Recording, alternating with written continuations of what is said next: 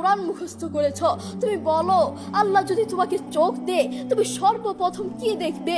অন্ধ হাফেজ বলল, আল্লাহ আমাকে চোখ দে নাই, আল্লাহ আমি চোখে দেখতে পারি না, আমাকে চোখে দেখার মতো সেই শক্তি আল্লাহ দে নাই।